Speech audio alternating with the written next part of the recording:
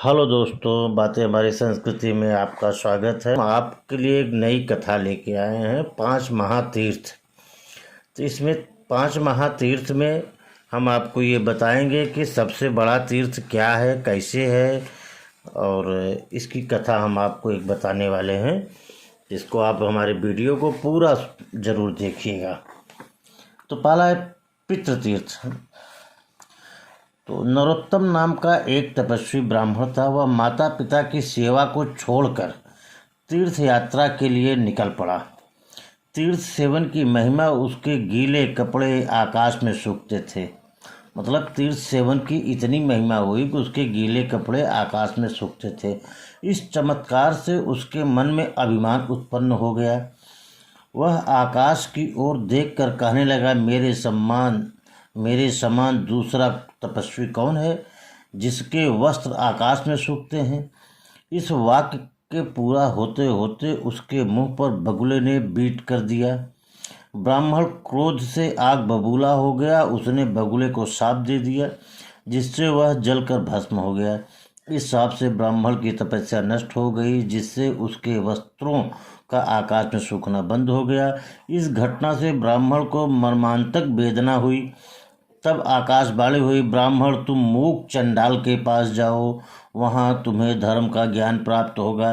ब्राह्मण मूक चंडाल के पास पहुँचा। उस समय मूक चंडाल अपने पिता माता की सेवा में तन्मय था। इस सेवा से प्रसन्न होकर भगवान विष्णु उसके घर में निवास करते थे।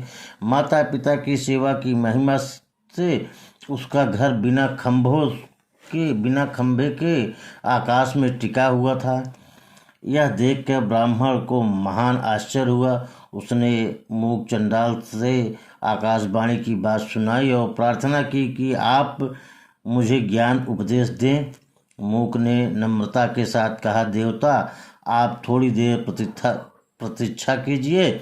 मेरी सेवा से माता पिता को संतोष हो जाएगा, तब मैं आपकी सेवा करूँगा। इतना सुनते ही ब्राह्मण क्रुद्ध होकर उसकी भर्त्सना करने लगा। अंत में मूक को कहना पड़ा कि मैं बगुला नहीं हूँ कि आपके जलाए जल जाऊँगा। आपको जल्दी अगर है तो आप पतिव्रता के पास जाइए, उससे आपका काम सिद्ध हो जाएगा। ब्राह्मण जब पतिव्रता के घर की ओर बढ़ा, तब विष्णु भगवान, जो ब्राह्मण के रूप में मूक के घर में बैठे थे, उसके साथ हो लिए।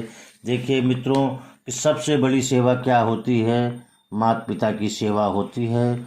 इसलिए देखिए, जहाँ माता पिता की सेवा होती है वहाँ भगवान भी रहते हैं। दूसरा है पति तीर्थ।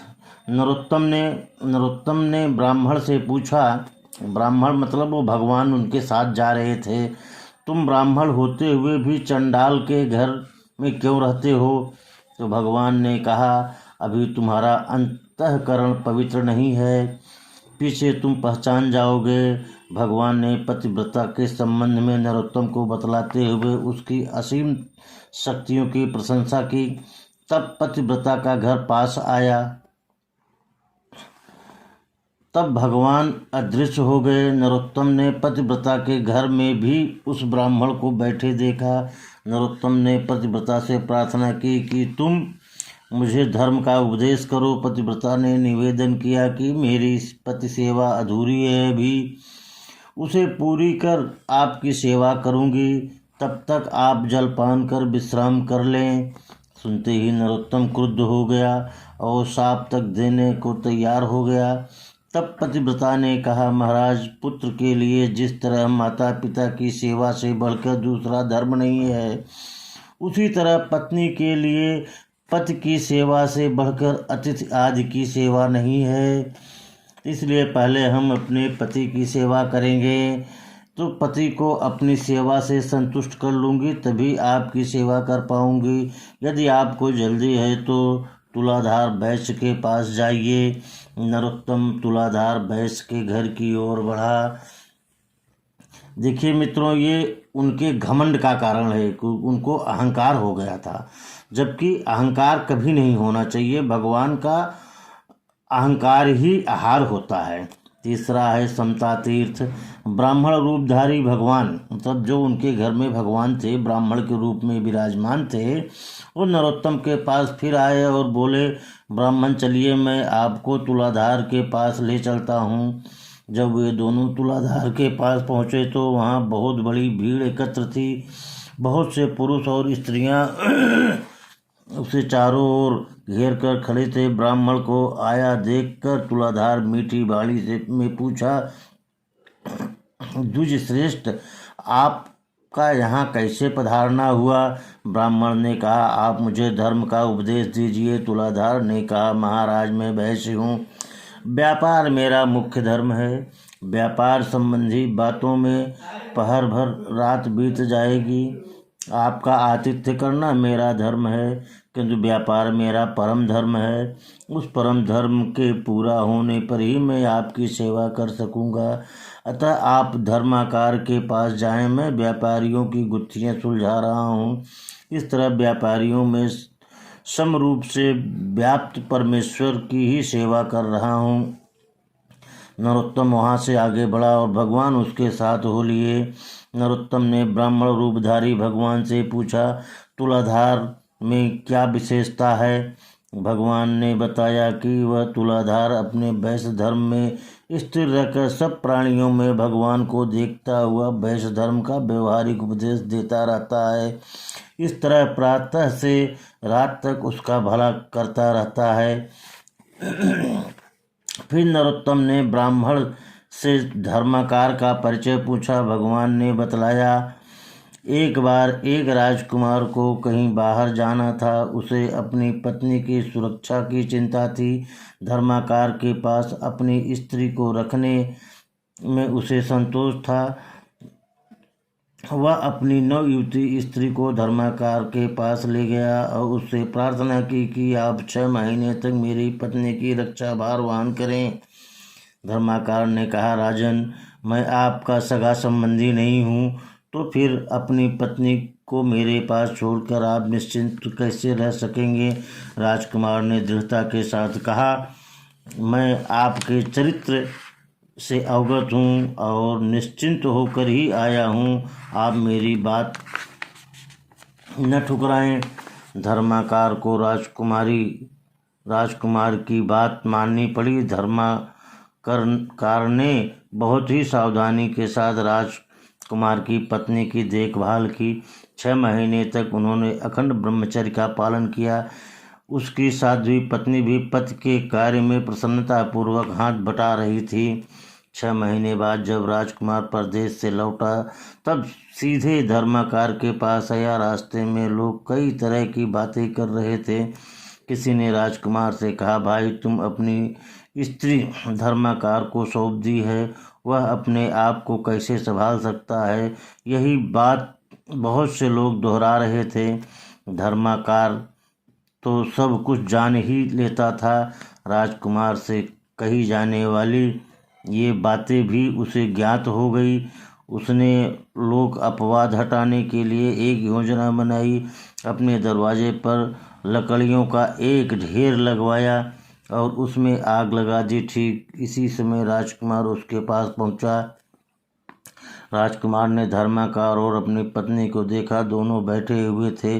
पत्नी तो पति को देखकर अत्यंत प्रसन्न हो रही थी, किंतु धर्माकार चिंतित था। राजकुमार ने धर्माकार से पूछा, मित्र, मैं बहुत दिनों के बाद आपके पास लौटा हूँ, आप मुझसे बात क्यों नहीं कर रहे हो? चिंतित क्यों हो?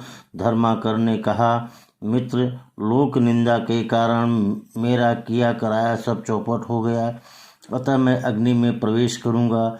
देवता और मनुष्य मेरे इस कार्य को देखें। इतना कहकर धर्माकार धधकती हुई आग में प्रवेश कर गया, किंतु धर्माकर का बाल भी बांका नहीं हुआ। आकाश से देवता लोग साधुवाद देते हुए फूलों की वृष्टि करने लगे। जिन लोगों ने धर्माकर के संबंध में झूठी किंवदंतियां उड़ाई थी, उनके मुख पर कोढ़ हो गया। देवताओं ने प्रकट होकर धर्माकार को आग से निकाला और मालाएं पहनाई। तब से धर्माकार का नाम सज्जन अद्रोहक हो गया, क्योंकि धर्माकार किसी से द्रोह नहीं करते थे, शत्रु से भी प्रेम का व्यवहार रखते थे। देवताओं ने राजकुमार से कहा, तुम अपनी इस पत्नी को स्वीकार करो। इस समय इस सज्जन अद्रोहक के समान पृथ्वी पर कोई अन्य पुरुष नहीं है जिसने काम और लोभ पर इस तरह विजय पाई हो। देवताओं ने सबके सामने सज्जन अद्रोहक की भूरि भूरि प्रशंसा की और वे अपने अपने विमानों में बैठकर देवलोक पधार गए। राजकुमार ने अद्रोहक से अपनी कृतज्ञता प्रकट की और वह पत्नी के साथ राजमहल में लौट गए। भगवान ने जब यह कथा समाप्त की तब अद्रोहक का घर समीप आ गया। भगवान नरोत्तम को अद्रोहक के पास भेजकर स्वयं अंतर ध्यान हो गए। नरोत्तम ने अद्रोहक के सामने अपनी धर्म संबंधी जिज्ञासा रखी। अद्रोहक ने नरोत्तम का आतिथ्य किया और समझाया कि आप वैष्णव सज्जन के पास जाइए, उनसे आपकी सब कामनाएं पूरी हो जाएगी। फिर 5वें नंबर पर भक्ति तीर्थ। नरोत्तम वैष्णव के घर की ओर जब बढ़ा तब ब्राह्मण रूपधारी भगवान पुनः मिल गए। नरोत्तम ने भगवान से पूछा कि जिस वैष्णव सज्जन के पास हम चल रहे हैं उनकी क्या विशेषता है। भगवान ने समझाया कि वैष्णव भगवान में अनन्य प्रेम करता है, इसलिए भगवान उसके मंदिर में प्रत्यक्ष रूप से विद्यमान रहते हैं। जब वैष्णव सज्जन का घर समीप आया तब भगवान पुनः अंतर्ध्यान हो गए। नरोत्तम ने वैष्णव सज्जन के सामने अपनी जिज्ञासा रखी। वैष्णव ने कहा, विप्रवर, तुम्हें देखकर मेरा हृदय उल्लसित हो रहा है। तुम पर भगवान विष्णु प्रसन्न हैं, अतः आज तुम्हारी सभी मनोकामनाएं पूरी हो जाएगी। मेरे घर के मंदिर में भगवान विष्णु साक्षात विराजमान हैं, आप जाकर उनके दर्शन कीजिए। जब ब्राह्मण मंदिर में गया तो देखता है कि जो ब्राह्मण उसके साथ लगे थे वही ब्राह्मण कमल के आसन पर विराजमान हैं। नरोत्तम ने उन्हें साष्टांग प्रणाम किया और कहा, यदि आप मुझ पर प्रसन्न हैं तो अपने स्वरूप का दर्शन दे। भगवान ने नरोत्तम की प्रार्थना स्वीकार की। नरोत्तम उनके दिव्य रूप को देखकर तृप्त हो गए। भगवान बोले, भक्तों पर मेरा प्रेम सदा बना रहता है। प्रेम के कारण ही तुम्हें पुण्य आत्मा पुरुषों के दर्शन कराए हैं। तुमसे एक भूल हो गई है, तुम्हारे माता पिता तुमसे आदर नहीं पा रहे हैं, अतः तुम जाकर उनकी पूजा करो। उनके दुख और क्रोध से तुम्हारी तपस्या नष्ट हो जाती है। जिस पुत्र पर माता पिता का कोप होता है वह सीधे नरक में जाता है। त्रिदेव भी उसे नरक में जाने से बचा नहीं सकते हैं। इसलिए तुम घर लौट जाओ और माता पिता की मेरी मूर्ति समझकर पूजा करो। उनकी कृपा से तुम मुझे प्राप्त करोगे। नरोत्तम को अपनी भूल मालूम पड़ी। वह माता पिता को भगवान समझकर बहुत सम्मान करने लगा और मूक चंडाल की तरह उनकी सेवा में संलग्न रहने लगा। अंत में वह परम गति को प्राप्त हुआ। तो मित्रों, आज के समय में लोग तरह तरह की बातें करते हैं। सबसे बड़ी सेवा, सबसे बड़ी पूजा माता पिता। अगर आपका सौभाग्य अच्छा है, आप अगर जो माता पिता की सेवा करता है बहुत बड़ा भाग्यशाली है। इसलिए मित्रों, अगर हमारे चैनल के माध्यम से ये कथा आप लोगों को अच्छी लगे, हमारे चैनल को लाइक करें और सब्सक्राइब जरूर करें। धन्यवाद।